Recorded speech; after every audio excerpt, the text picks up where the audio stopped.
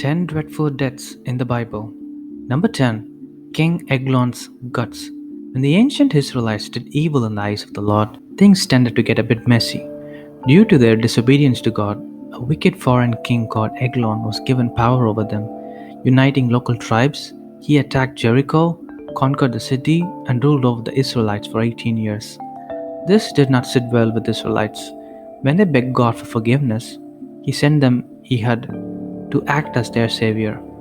Ehud was then sent to Eglon to deliver the tribute the king demanded from the Israelites each year. Ehud took along the required gold, but also a very large rod.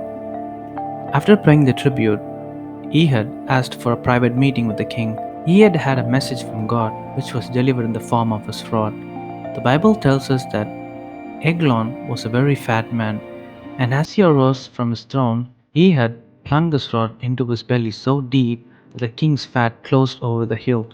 The king's bowels emptied, and he had went on his way. Number 9. King Agrippa. The Herod family does not come out of a biblical story well. While Herod the Great is said to have massacred infants in an attempt to kill Jesus at his birth, his grandson Herod Agrippa attacked Jesus' followers. According to the book of Acts, King Herod arrested some who belonged to the church, intending to persecute them. He had James, the brother of John, put to death with a sword. When he saw that this met with approval among the Jews, he proceeded to seize Peter also. Peter escaped from this imprisonment, but Agrippa's guard was marked. Later he appeared before a crowd wearing incredible, sumptuous robes. He spoke with great magnificence, that the people called out that it was not the voice of a man speaking, but the voice of God. The Bible tells us that immediately the angel of the Lord smote him, because he gave not God the glory, and he was eaten by worms and gave up the ghost. Number 8. A concubine. The story of the Levite's concubine in the book of Judges is a particularly sad one.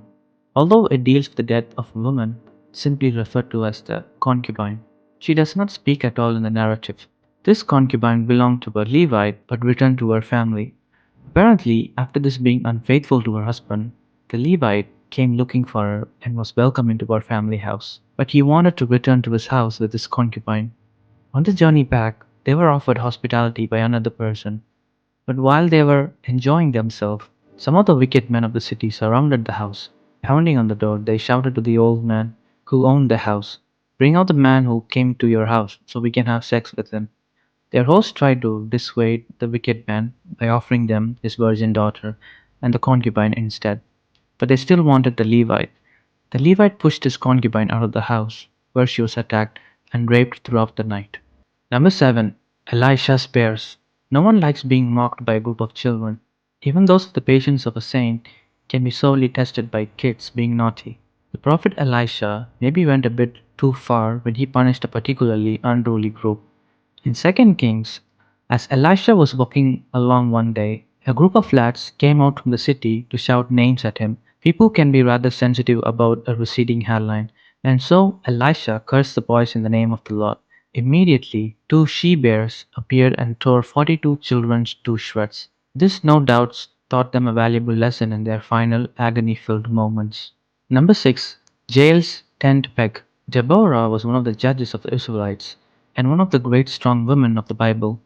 Although she was a great spiritual leader, she relied on men to lead the armies. While facing Sisera, leader of the Canaanites, she called on Barak to fight for her. He agreed only on the condition that Deborah would go with him. For his insolent reply, Deborah foretold that he would not have no glory in the defeat of Sisera. The conquest would not be given into the hands of the woman. And that woman was Jael. The Lord was on the Israelite side, and in the battle, Sisera's forces were scattered. The Canaanite fled back to his camp and hid in Jael's tent. Jael offered Sisera food, drink, and a soft bed. As soon as Sisera fell asleep, Jael picked up a tent peg and hammered it straight through his temple and into the ground. Sisera never woke up. Number 5. Absalom's hair. As Absalom is one of the bad boys of the Bible, attractive, naughty, rebellious, he is a great character, the son of King David. Absalom was a favorite of both the people and his father, and should have been set for an easy life. When his sister Tamar was raped by their half-brother Ammon, however, Absalom set out revenge. He invited all the King David's sons to a feast. he got Amnon drunk and had his men murder Amnon. After this, King David was a bit displeased with his son. Absalom fled, though he managed to regain his father's trust and love. When people began to grumble about David's judicial rulings, Absalom started to suggest that he would do a better job if he were their king.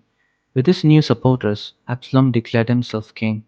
David had to ride out of the battle with his son. At the Battle of Ephraim's Wood, Absalom's army was completely defeated. Usurper was forced to flee on the mule through the woods. Absalom's fashionably long hair was his downfall. However, it was caught in the branches of a tree and left him hanging between heaven and earth. Number 4. Abimelech.